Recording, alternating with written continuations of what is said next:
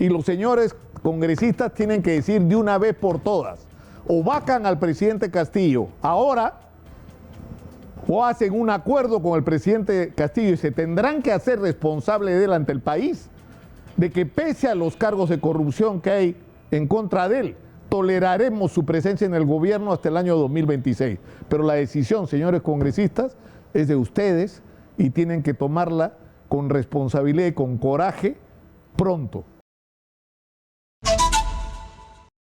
Edición especial, y esto es una edición especial dentro de lo especial. En los próximos días va a venir al Perú una misión de la OEA con el objeto de, a solicitud del gobierno peruano, evaluar la situación de nuestro país. Según la versión del gobierno, amenazado por un intento encubierto de golpe de Estado. Es decir, de un intento de subvertir el orden constitucional basados en argumentos que según el gobierno no son legítimos y resultan inconstitucionales. Y estamos claros en que la situación es sumamente compleja, pero deberíamos estar más claros aún que esto no nos lo va a resolver la OEA. Lo que estamos viviendo los peruanos tenemos que resolverlo nosotros mismos y nadie más que nosotros mismos. Van a venir los señores de la OEA, van a escuchar, entiendo, a todos los sectores y representantes significativos de la sociedad peruana y de la política, y van a emitir conclusiones y recomendaciones sobre cómo deberíamos enfrentar una situación tan compleja como la que estamos viviendo. Y la verdad es que a estas alturas parece imposible un entendimiento. Es tal el nivel de confrontación entre el gobierno y el Congreso que difícilmente uno encuentra una solución que no sea definitiva, desde la solución de que se vaya el presidente hasta la solución de que se vayan todos. Aunque podría haber una tercera, que los peruanos aceptemos que los cargos que se le imputan al presidente de estar involucrado en actos de corrupción nos los metamos al bolsillo hasta el año 2026 y que se logre un acuerdo mínimo de gobernabilidad para que el país no siga perdiendo lo que está perdiendo y para que se asuman las tareas urgentes que hay que enfrentar y que se postergan permanentemente en medio de esta tremenda polarización que nos está afectando. Exitosa. Y que está afectando, como hemos señalado, hasta el cansancio acá en Exitosa, no solamente la solución a las demandas urgentes de seguridad, de recuperación económica, de generación de empleo, de realización de obras en los diferentes sectores como salud, educación, infraestructura, de atención a la agricultura, no, sino que además de todo esto, hagamos el esfuerzo para aprovechar la extraordinaria circunstancia que la vida está poniendo en nuestro camino, que es ser uno de los principales países que tienen aquello que el mundo necesita y va a necesitar en las próximas décadas, que son los minerales y en particular el cobre. Es decir, ¿cuál va a ser la salida de esta situación? Lamentablemente no tenemos una respuesta y creo que nadie podría darla en este momento. Sin embargo, estamos puestos en esta situación como resultado de una cadena de desencuentros, una cadena de confrontaciones que nos han llevado a una situación límite y que está claro que no da más. Es por eso que lo que yo he querido hacer el día de hoy, haciendo o intentando hacer un alto en el camino, es ponerles a ustedes algunas de las cosas que se dijeron acá y que dije yo en Hablemos Claro, para seguir en ese recuento las invocaciones sistemáticas que se hicieron desde acá a tomar un camino diferente al que tomamos, a buscar los puntos de encuentro si es que estos existen, y yo estoy seguro de que sí existen. Y por eso yo quiero comenzar este recuento con lo que pasó acá, con lo que dije yo cuando ocurrió la primera vuelta electoral. Exitosa. Y cuando Keiko Fujimori y el profesor Castillo pasaban a la segunda vuelta. Es más, ocurre este editorial mío en un momento crítico, en un momento donde ya se sabía que Pedro Castillo había pasado a la segunda vuelta, pero no se sabía o no era definitivo que Keiko Fujimori era la que pasaba a la segunda vuelta. Esto ocurrió el 12 de abril y esto fue exactamente lo que yo dije. ¿Qué fue lo que pasó el día de ayer? Un profesor, modesto profesor de escuela rural, de escuela pública rural, agricultor, rondero, un hombre, insisto, modesto, terminó obteniendo la más alta votación en la primera vuelta. Un candidato que no aparecía hasta hace muy poco tiempo en las encuestas siquiera registrado y que ahora se nos dice fue un tsunami, fue un fenómeno de los últimos días y horas.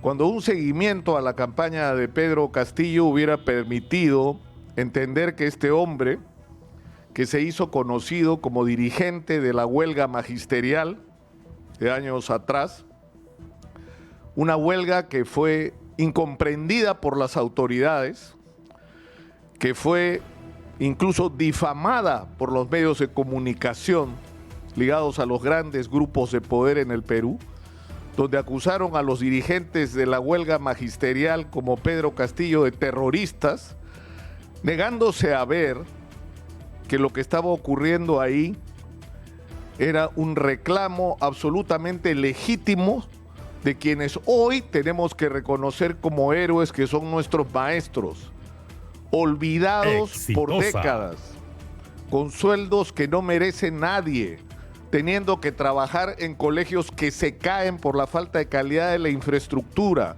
sin acceso a tecnología, sin acceso a recursos para proporcionarle a sus alumnos una educación de calidad y que sin embargo han estado en la pandemia haciendo lo que todos sabemos que han hecho.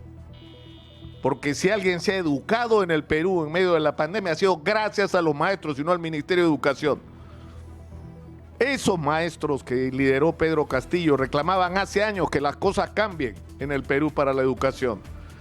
Y la respuesta que tuvieron fue simplemente increíble.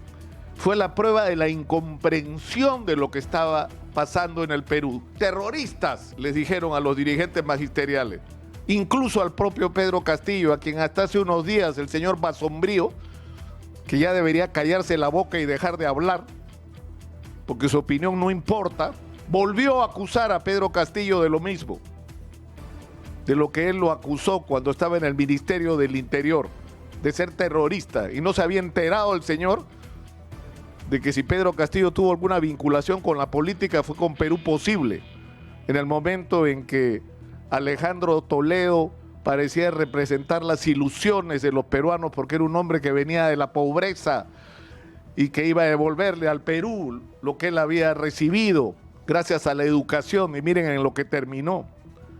Pero reclutó mucha gente, incluyendo al profesor Pedro Castillo. Y el problema es que lo que pasó con el profesor Pedro Castillo es que se convirtió para mucha gente en el Perú, mucha más incluso de la que ha votado por él, y es lo que hay que entender, que no ha sido escuchada a lo largo de décadas en el Perú. Gente para la que no se ha gobernado en el Perú.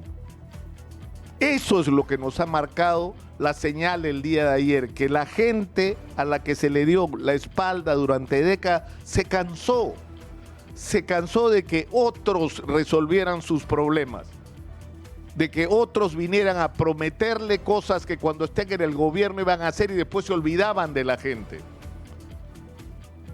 La gente se cansó de que las cosas en un país tan rico como el Perú, en recursos, no solamente materiales, sino humanos, se organicen de manera que solo un sector pequeño, minoritario de la población puede disfrutar, y que la inmensa mayoría de peruanos tiene pésimos servicios de salud, de educación, de transporte, de comunicaciones, carece de acceso al agua, de una vivienda digna, y paro de ahí la enumeración. Y hay que entender ese mensaje de que en el Perú es necesario producir cambios. Ese es el mensaje, más allá del destino que tenga la candidatura del profesor Pedro Castillo Terrones. El Perú necesita cambios, no podemos seguir estando en esta situación a la que se agrega además la corrupción y la absoluta ineficiencia de un aparato del Estado, donde un porcentaje importante son funcionarios que están ahí no porque están calificados para la función, sino porque quien pasó por el gobierno los dejó en ese lugar, por su simpatía, sus contactos, su pago de favores políticos o su participación en campañas electorales. Porque cada año se pierden recursos que no se usan adecuadamente o que se los roban o que se dedican a obras sobrevaloradas o adquiriendo productos que simplemente no corresponden a los requerimientos de cada sector. Es decir, ese es el país del que la gente se ha cansado. Y Pedro Castillo es solo una expresión de eso. Y por supuesto que acá se abre la discusión sobre el tamaño que deben ser los cambios que hay que producir en el Perú y si es necesario o no ir a una asamblea constituyente que no sea solamente un punto o un espacio para discutir que hay que cambiar, sino un espacio de encuentro entre los peruanos, que estamos tremendamente polarizados y no logramos encontrar una agenda común donde más allá de nuestras diferencias nos fijemos ese objetivo común al que todos compartimos. Ese espacio ¿es necesario o no? Esa es una de las discusiones más importantes que tenemos que llevar. Y evidentemente la pandemia y cómo enfrentarla y cómo dar respuesta a la crisis sanitaria y económica en la que estamos sumergidos. Pero yo creo que el mensaje debe ser recibido con inteligencia. Y es absolutamente necesario que el debate que vamos a tener de acá a la segunda vuelta sea marcado en primer lugar por el respeto. Que no enfrentemos otra vez una campaña de los grandes medios de comunicación ligados a los grandes intereses del Perú, a los grandes beneficiarios de un crecimiento económico con inequidad, que van a decir que Pedro Castillo es terrorista, que al Perú lo que le espera es Venezuela, como si nosotros estuviéramos muy bien, como si nuestro sistema educativo fuera un ejemplo y nuestro sistema de salud fuera el que en otros países quisiéramos tener, cuando da vergüenza. Y cuando si nos comparamos en términos de calidad de servicios, bueno, estamos como Venezuela. No necesita gobernar nadie que quiera hacernos parecer a Maduro. El Perú en términos de servicios públicos está igual que Venezuela. O sea que no vengan con historias, la discusión es otra.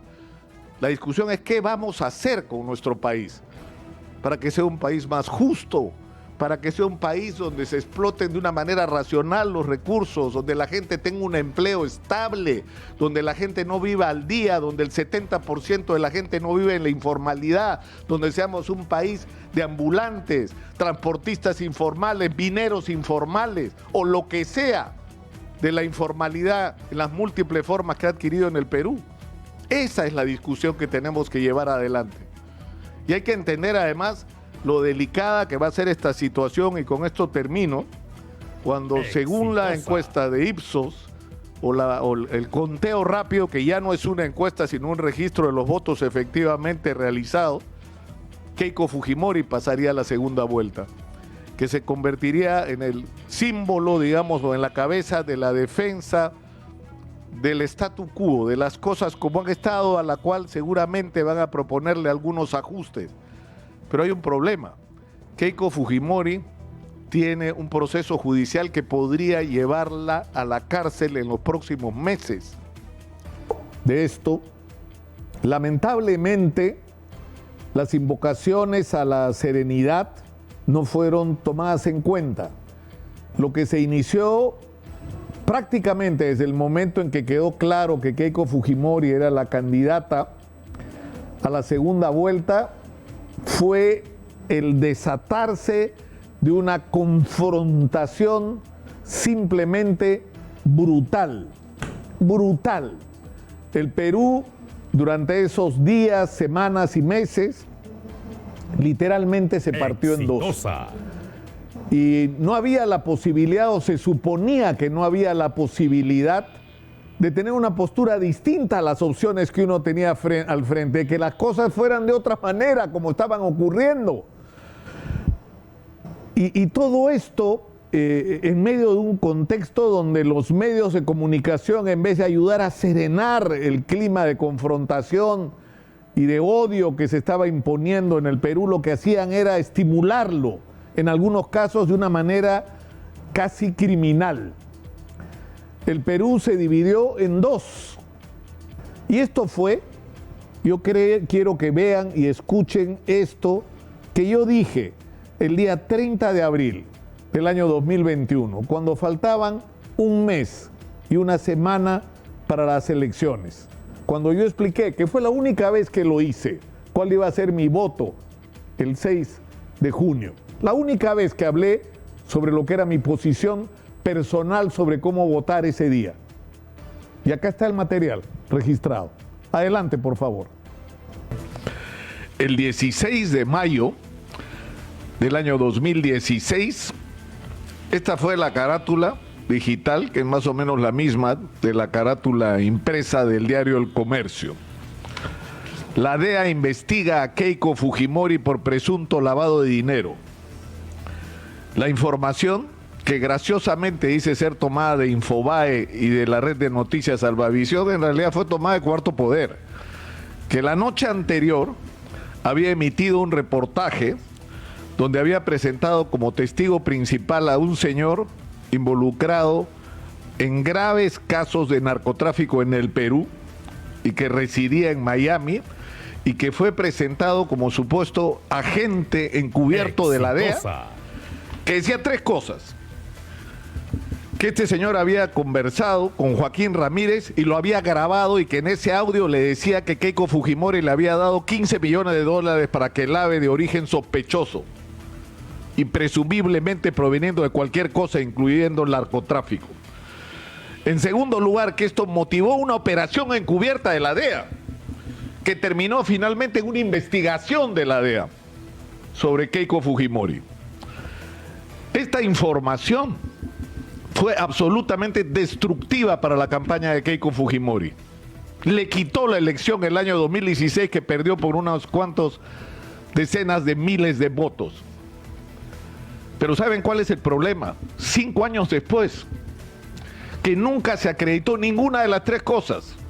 El audio que ya iban a presentar nunca lo pudieron presentar porque no existía. La investigación de la DEA no ocurrió y la operación encubierta menos. Todo era mentira. Y lo sabían. Porque esto no fue un desliz periodístico, no fue un error, una imprecisión informativa, fue una conspiración de los señores del Grupo El Comercio, de Graña y Montero y compañía, para que Keiko Fujimori perdiera las elecciones y entrara su amigo más cercano, en todo caso, Pedro Pablo Kuczynski, al gobierno. Y no fue lo único que hicieron, pero digamos, esto fue una vergüenza y un escándalo, y en los últimos días, con el despido de Clara Elvira Ospina, la periodista colombiana de la conducción periodística de América Televisión, se ha puesto sobre la mesa nuevamente. Era mentira y lo sabían. Y lo pusieron para robarle la elección a Keiko Fujimori. Y el Ministerio Público está en la obligación de abrir una investigación sobre esto, porque esto no es solamente difamación agravada, esto es una conspiración. Exitosa. Pero recuerdo esto porque esto no puede volver a pasar en el Perú. Los medios de comunicación no podemos ser instrumentos miserables para mentir, para difamar, para inculcar el odio en la gente, el resentimiento. Y no importa que lo que diga sean mentiras, difamaciones, agravios, no importa. Lo que importa es defender a tu candidato y que gane a costa de lo que sea y pasando por encima de quien sea. Para influir sobre quién, sobre los ciudadanos. Yo soy un ciudadano. Y yo como ciudadano tengo también una opinión. Yo no voy a votar por Keiko Fujimori. Y les voy a decir mis dos razones. La primera, porque no me gustó su respuesta el otro día en la entrevista que le hice. Cuando le pregunto sobre el financiamiento a su campaña electoral por el Banco de Crédito, por el señor Rasmussen, por Odebrecht, aunque ella niega lo de Odebrecht, pero dice no eran delitos. pero no niega que recibió el dinero. Y no termina de entender, Keiko Fujimori, lo importante que es el problema del financiamiento de la campaña. Keiko, es el comienzo de la cadena de corrupción. Si en el Perú no se han hecho las obras que se han hecho y no se ha avanzado como hemos debido avanzar, es porque se ha gobernado en función de los grandes intereses que eran los grandes auspiciadores de las campañas electorales. Y que si queremos acabar la corrupción hay que comenzar por cortar eso de una vez y definitivamente. Pero en segundo lugar, porque no me parece que en un país que está desgarrado y que después de 28 años de aplicar un programa económico, y no solamente un programa, sino un modelo, tenemos un Perú como el que tenemos y que no necesito explicárselo porque todos sabemos cómo estamos. Hay que cambiar no solamente el modelo que necesita ajustes, lo hemos dicho durante años, la discusión no es que hay que cambiar, la discusión es de qué tamaño es el cambio que hay que hacer. Por eso no me gusta, y no me gusta votar por miedo, pero tampoco voy a votar por el profesor Pedro Castillo, como algunos difamadores míos dicen, que me reúno con él, mentira, que le hago la campaña, mentira, que le hago media training, mentira, que estoy en una especie de conspiración, o sea, ¿de qué cosa están hablando? Yo tengo dos diferencias que no son menores con el profesor Pedro Castillo en esta campaña. La primera de ellas, y se lo he dicho, su compañía de Vladimir Cerrón. A mí no me parece, Vladimir Cerrón es un gobernador regional más en un país donde una de las razones por las que estamos mal no es solo porque podríamos negociar mejor los recursos con las transnacionales, no señor. Una de nuestras grandes tragedias es lo mal que se han manejado los recursos públicos en el Perú. Y esto ha ocurrido no solo en los ministerios, sino en los gobiernos regionales como el señor Cerrón, donde ha habido ineficiencia y ha habido corrupción. Y por eso el señor está sentenciado. Y no me parece una buena compañía ni una buena señal. Porque ¿cómo va a ser el gobierno del Perú como el del señor Cerrón en Junín? Por favor. Pero lo segundo es por su programa, que lo tengo acá y lo leo cada 2 días, para convencerme de si es cierto lo que ahí dice. Hemos tenido crecimiento económico y no hemos tenido la distribución que deberíamos. Y todo esto se puede mejorar y cambiar. Pero no podemos ponernos en una situación donde con una posición trasnochada que corresponde a la izquierda de los años 60, pretendan nacionalizar todos los recursos estratégicos. ¿Y de dónde vamos a sacar la plata para el 10% para la educación pública y el 10% para la salud? O sea, ¿qué vamos a pasar de un país que reparte mal a un país que no tiene nada que repartir? Exitosa. Esas son mis razones.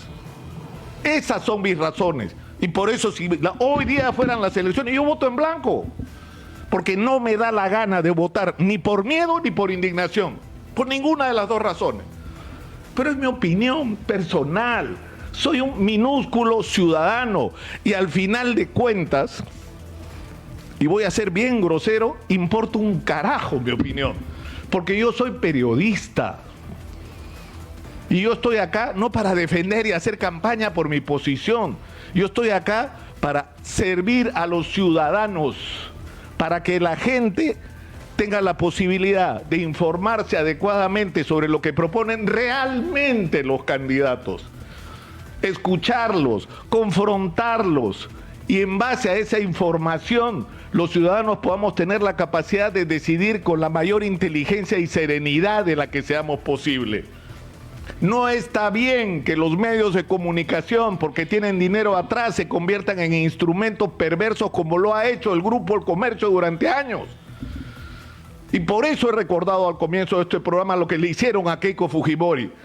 No basta, Keiko, no basta con que saquen a Clara Elvira Ospina del Comercio. Te han difamado y han hecho una conspiración para robarte la elección hace 5 años. Y debería ser un poco más exigente con respecto a lo que realmente ha pasado ahí, y la Fiscalía debía hacer lo que tiene que hacer porque es lo que corresponde. Pero termino.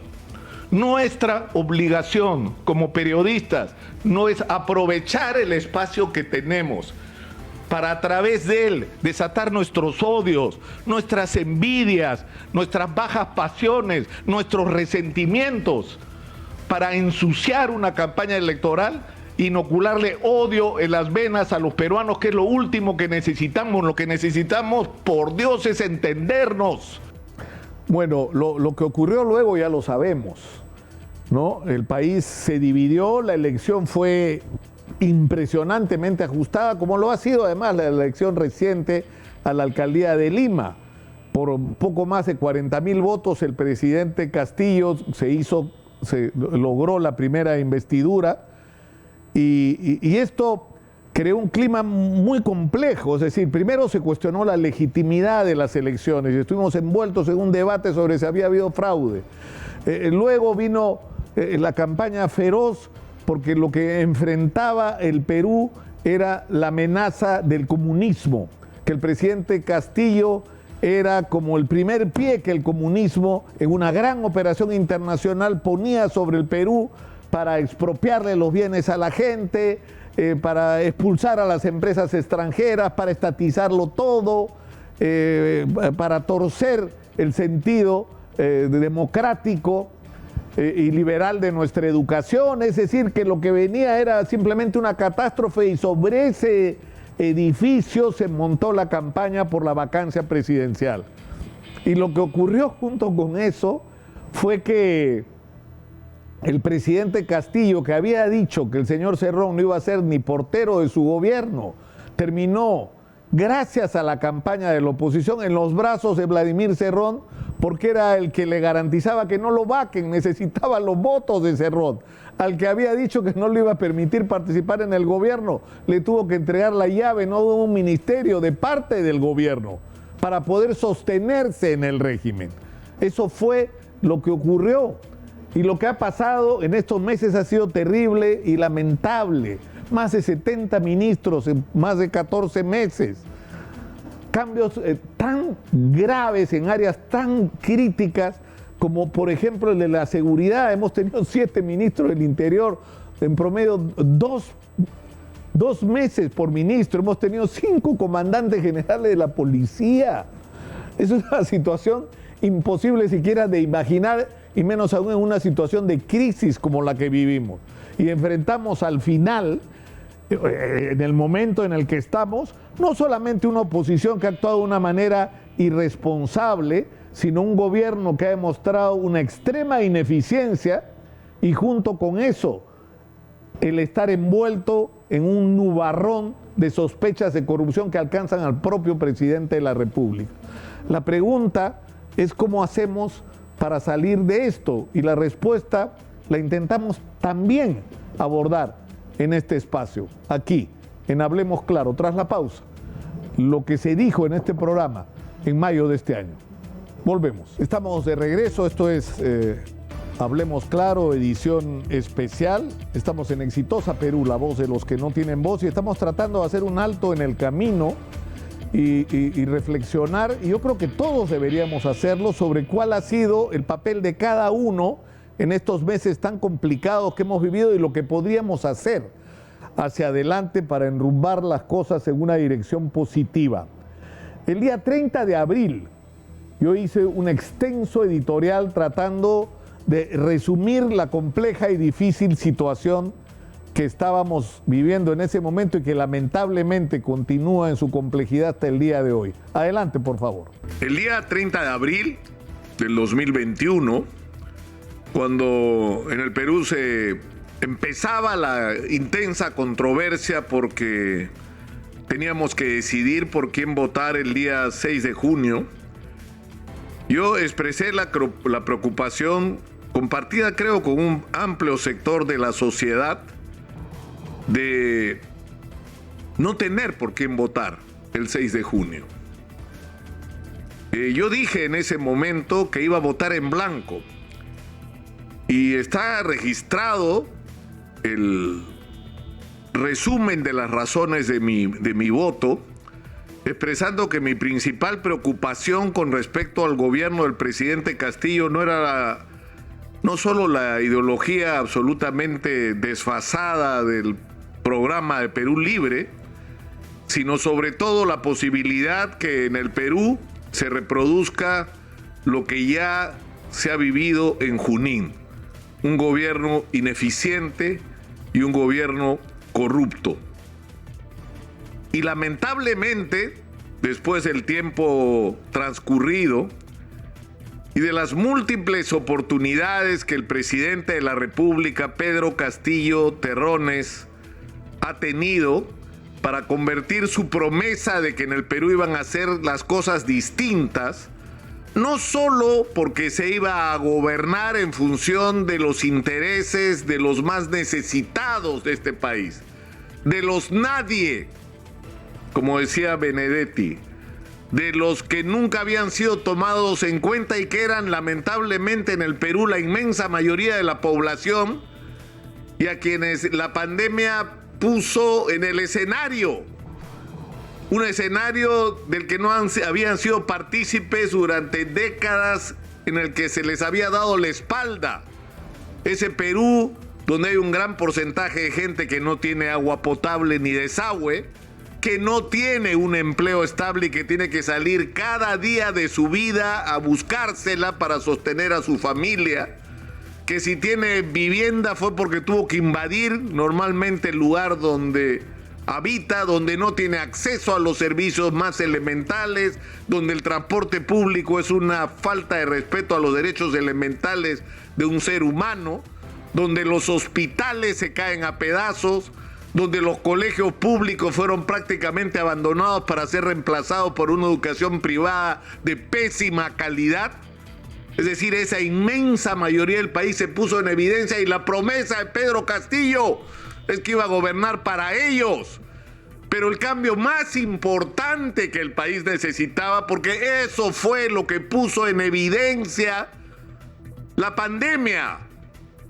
El Perú era un país que crecía en términos macroeconómicos y no había sido capaz de resolver los problemas más importantes de sus ciudadanos.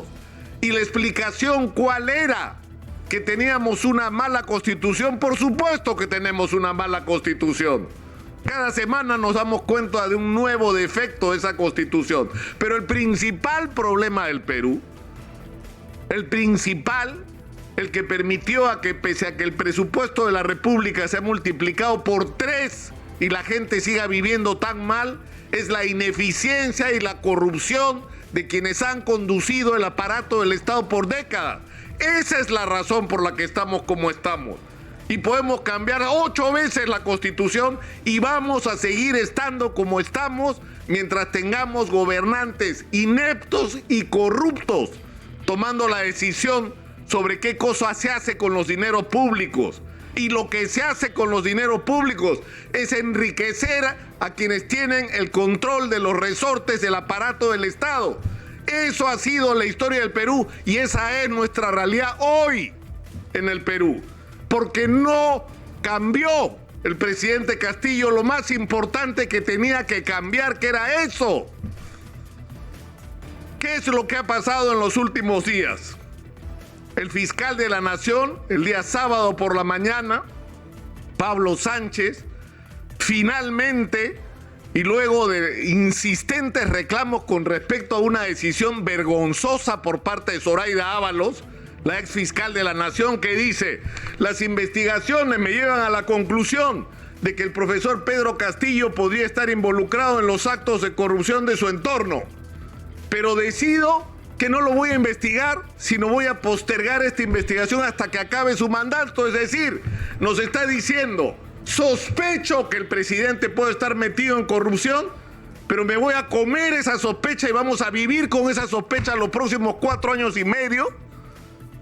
Eso es lo que pretendía Zoraida Ábalos. Felizmente, Pablo Sánchez corrigió esta decisión absolutamente vergonzosa, porque es una decisión vergonzosa y hay que llamar a las cosas por su nombre. Exitosa. Se ha corregido. ¿Y qué es lo que dice el fiscal de la Nación? Lo que dice es que existe elementos de juicio suficientes que ameritan abrir una investigación contra el presidente de la República, que no puede ser acusado, y fíjense ustedes esas fallas, es decir, tú puedes descubrir que el presidente es un corrupto, pero la Constitución del 93 no te permite acusarlo por el delito de corrupción. porque no puedes, tiene que ser traición a la patria, cierre ilegal del Congreso, salir del país sin permiso, es decir, impedir elecciones. Pero si el presidente roba, no lo puede sacar de la presidencia, tienes que esperar a que acabe su mandato. Eso es una de las barbaridades que hay que cambiar de la Constitución peruana. Pero lo que no impide la Constitución peruana es lo que ha decidido hacer Pablo Sánchez. Vamos a ver la verdad, vamos a investigar. Y si bien es cierto, esa investigación sobre... Pero miren ustedes los cargos, ¿ah? Porque la tesis que concluye, no porque se le ocurre, no porque tiene una agenda política, porque la de Pablo Sánchez no es una agenda política. Porque lo que dice Pablo Sánchez es no podemos vivir como nación, no le hace bien a la democracia, no le hace bien a la moral pública, no es un buen ejemplo que digamos, sospechamos que el presidente podría estar metido en acto de corrupción y nos hacemos los cojudos. O sea, eso es lo que ha decidido no hacer Pablo Sánchez y está muy bien su decisión. Queremos saber la verdad ahora. ¿Y qué es lo que quiere indagar? Si es verdad que se creó dentro del gobierno un aparato de corrupción encabezado por el propio presidente, donde tenían un papel fundamental sus sobrinos, que eran los intermediarios, exitosa. El señor Juan Silva, que era un hombre aparentemente conocido por el presidente por ser paisano y colaborador de su campaña, Samir Villaverde, que era un operador, que además es increíble que esté ahí un tipo que fue votado de la Fuerza Aérea, que se agarró a balazos asaltando una pizzería y terminó preso por eso y condenado a prisión, y de donde salió por obra y gracia seguramente de los cuellos blancos a los 2 años. O sea, asalta una pizzería a balazos, que es agravado y está 2 años en la cana. ¿Cómo se hace eso en el Perú, los cuellos blancos? Pues ese era el negocio. Y el señor vuelve a caer preso y ese señor termina en el entorno presidencial. Entonces la teoría es que todo este grupo lo que hacía en el Ministerio de Transporte y en el Ministerio de Vivienda, donde todavía no se destapa, no se levanta la alfombra, porque cuando se levante la alfombra ahí, se va a descubrir que acá había 2 ministerios, ¿ah? El Ministerio de Vivienda oficial y un hotelito en San Isidro, desde donde se despachaba, se recibía proveedores, señores asesores del Ministerio de Vivienda tomaban decisiones, concertaban comisiones. Eso se va a saber porque todo se sabe en el Perú. Todo se sabe. Y ahí también va a haber colaboradores, ¿ah? O sea que prepárense en el Ministerio de Vivienda para lo que les viene. Entonces, que había una organización criminal que lo que hacía era otorgar irregularmente obras a cambio de comisiones y que donde el caso emblemático inicial es el puente Tarata 3, donde está acreditado que hubo una entrega irregular de una obra a un contratista que no merecía recibir esa obra en concesión. Exitosa. Entonces, ¿qué es lo que va a pasar con esta denuncia? El fiscal de la Nación va a avanzar en la investigación y si concluyera que el presidente ha cometido delitos, una vez más, por desgracia, por el tipo de constitución que tenemos, no lo puede acusar hasta que termine su mandato. Pero ¿qué va a pasar? Porque esta investigación va a ser pública cuando se tengan las evidencias, porque es probable que esto ocurra, que el presidente esté involucrado. ¿Qué nos hacemos con eso? ¿Nos lo comemos? ¿Lo digerimos? ¿Miramos para el costado? ¡No! La Constitución establece que en una circunstancia como esta, o en todo caso, yo no sé si lo previeron, pero felizmente tenemos de dónde agarrarlo, que son los artículos 99 y 100 de la Constitución.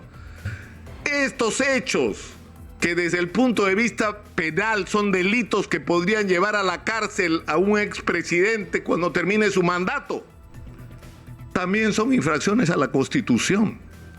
Y si son infracciones a la Constitución, el Congreso de la República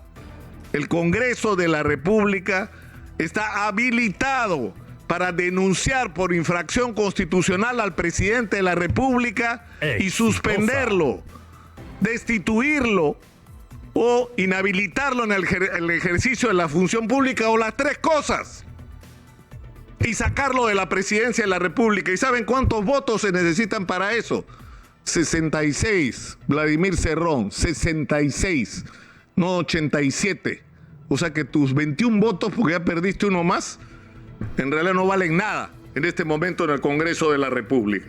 Esa es la situación en la que estamos, en medio de una crisis sanitaria que todavía no termina, cuando tenemos una crisis económica galopante que amenaza, sí, señor presidente, sí, señor ministro de Economía, de Agricultura, sí, señor, está amenazado no el Perú, el mundo entero, por un alza brutal de los artículos de primera necesidad y por escasez de productos primarios básicos para que la gente coma.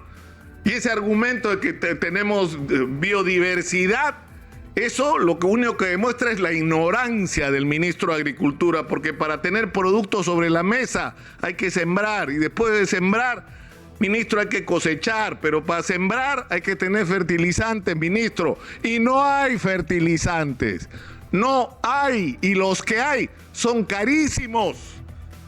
Entérese, señor ministro de Agricultura, de la realidad, pregúntele a los agricultores, ¿por qué no comienza por ahí? Y no a los que dicen hablar a nombre del pueblo, al pueblo real, a la gente que está trabajando en el campo, para que se entere usted lo que están sufriendo y los temores que tienen. Entonces, en un contexto como este, donde además tenemos conflictos sociales por todos lados, donde tenemos además la extraordinaria oportunidad, por un lado con la minería y por el otro lado con la agricultura de exportación, de donde podemos sacar recursos extraordinarios para enfrentar con buen pie estos momentos difíciles que no el Perú, la humanidad va a vivir. Pero nosotros podemos tener de dónde agarrarnos si hacemos las cosas correctamente. Si contratamos todo lo que podamos en minería para que salga el mineral, y cada vez que hay que hablar de esto hay que repetirlo, respetando el medio ambiente como se hace la minería moderna en todo el mundo hoy, pero sobre todo resolviéndole la vida a las comunidades que sientan que la llegada de la minería es algo que deben celebrar y no algo por lo que deben preocuparse. Que cuando llegue la minería, ahí está la solución, no solo a tener resueltos los problemas elementales de su sobrevivencia, sino además, y su acceso a los servicios, sino además se puede construir con esos recursos el futuro de sus hijos y de sus nietos. Porque lo que va a venir es riqueza para ellos y no para otros solamente. Pero para eso hay que hacer las cosas bien y hay que tener lucidez. Y el problema es que vamos a enfrentar esta situación en este contexto político. En este contexto político donde se siguen entregando ministerios para contener, no, para sostener al gobierno en el poder para que no lo vaquen. O se sigue sosteniendo en los ministerios clave como transportes y vivienda a gente que está ahí para cualquier cosa menos para resolver los problemas de los peruanos, para resolver sus problemas. Ahora, el gran problema en estos meses no es solo lo que acabamos de escuchar, sino el papel de los medios de comunicación, porque acá hablamos sobre todo, que hay que cambiar muchas cosas en el Perú, que hay que cambiar la Constitución o una parte o toda, eso es una controversia, que hay que cambiar el aparato del Estado que es ineficiente y corrupto, que hay muchos, pero uno de los cambios que hay que hacer en el Perú es en los medios de comunicación, y de eso habla este editorial que salió al aire también aquí en Hablemos Claro. Adelante, por favor. Sin ninguna duda, uno de los temas más importantes que tenemos que enfrentar mirando hacia el futuro, es decir, si es que no perdemos la esperanza que el Perú tiene futuro, una de las cosas que tiene que cambiar es el papel de los medios de comunicación. Porque las cosas como están no son las adecuadas.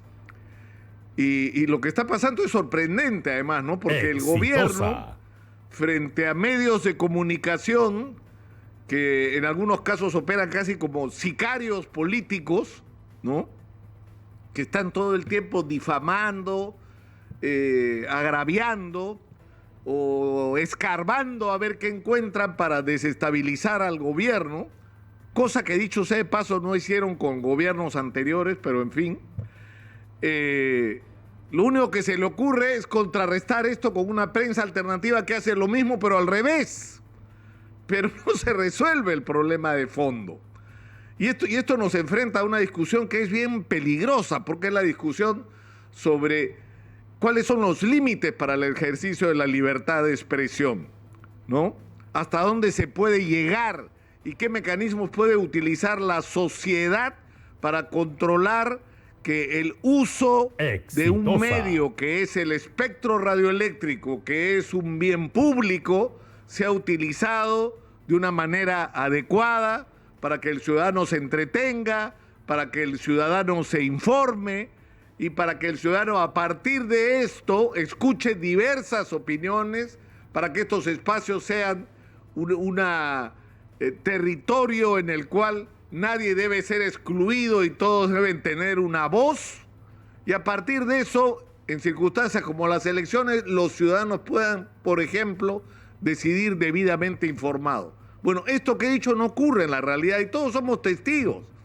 Porque fíjense ustedes lo que pasó en la última elección. Según los grandes medios de comunicación, el profesor Pedro Castillo era terrorista, ¿o no? Era un terruco que estaba llegando al Palacio de Gobierno y le dieron a eso 24 horas al día todos los días y lograron crear un pánico en un sector de la población, en especial en los sectores altos de la clase media y en el gran empresariado, que estaban aterrorizados porque iba a entrar al gobierno un terrorista que los iba a expropiar. Bueno, ¿qué pasó? ¿Pasó cuánto? 15 meses, no sé cuántos meses han pasado, 14. Y el problema es que todo está permitido. O sea, puedes decir cualquier cosa y no eres responsable de lo que dices. Y lo estamos viviendo ahora, ¿no? O sea, yo no lo hago, ¿no? Porque no, por salud mental. Pero hay medios de comunicación y programas periodísticos que son máquinas de difamar y de insultar y de agraviar. Que en cualquier país democrático que se respete a sí mismo no serían permitidos. O sea, esto no lo podrían hacer en Europa, en Estados Unidos. Es más, no lo podrían hacer en Chile. Ni en Ecuador, seguramente. Ni en Colombia, pero acá sí se puede. Acá puedes usar el poder que te da un medio de comunicación para insultar, para agraviar, para decir lo que te dé la gana sobre quien sea sin ninguna responsabilidad. Y el problema es que esto tiene una historia. Y yo he recordado en más de una oportunidad las elecciones del año 2016. ¿Ustedes se acuerdan o no se acuerdan de que días antes de las elecciones, los señores del grupo El Comercio, asociados con los, entre comillas, investigadores de la cadena Univisión, pusieron al aire un reportaje según el cual la señora Keiko Fujimori estaría siendo investigada por la DEA? ¿Recuerdan o no? Por lo tanto, que la señora Keiko Fujimori era sospechosa de narcotráfico y que incluso había audios que revelaban esta información. ¿Se acuerdan o no? O sea, faltaban días para las elecciones y el grupo mediático más importante del país levantó un nubarrón de dudas sobre Keiko Fujimori, sobre si era narcotraficante o no era narcotraficante. Si a través de una persona, Joaquín Ramírez no le había dicho que tenía, no sé, 17 millones de dólares de Keiko para lavar, ¿se acuerdan ustedes? Y que todo eso estaba grabado. ¿Qué pasó con esa denuncia? Lo que pasó es que Keiko Fujimori perdió las elecciones. Eso fue lo que pasó, ¿no? Como ya sirvió para lo que se pretendía, que era utilizar un medio de comunicación de una manera perversa para intervenir de una manera absolutamente inmoral en una campaña electoral, porque al día siguiente se olvidaron de la denuncia. Y 6 años después yo les pregunto, ¿qué pasó con la denuncia? ¿Es narcotraficante, señores del Grupo El Comercio, la señora Keiko Fujimori? ¿Ya se olvidaron de esa denuncia? ¿Qué pasó con esa denuncia? ¿Dónde está? Exitosa. ¿Por qué no tiene consecuencias hasta el día de hoy? ¿No es importante? O sea, 5 años después, estos señores estaban llamando a votar y haciendo campaña de manera histérica por una candidata a la que 5 años antes, poco menos que acusaron de narcotraficante. O sea, ¿cómo es posible? Pero es que esas cosas se permiten que pasen en el Perú, porque no hemos aprendido nada, no aprendimos nada de la experiencia de lo que significó el control sobre los medios de comunicación de Vladimiro Montesinos, porque lo único que se ha hecho es cambiar de manos el uso de los medios de comunicación para manipular a la opinión pública, nada más. Cambió de manos. Eso fue todo.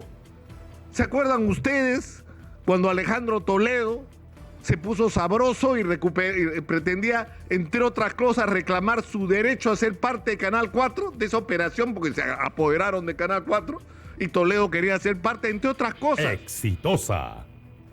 Se abrió toda una investigación sobre la falsificación de firmas. ¿Se acuerdan de la falsificación de firmas?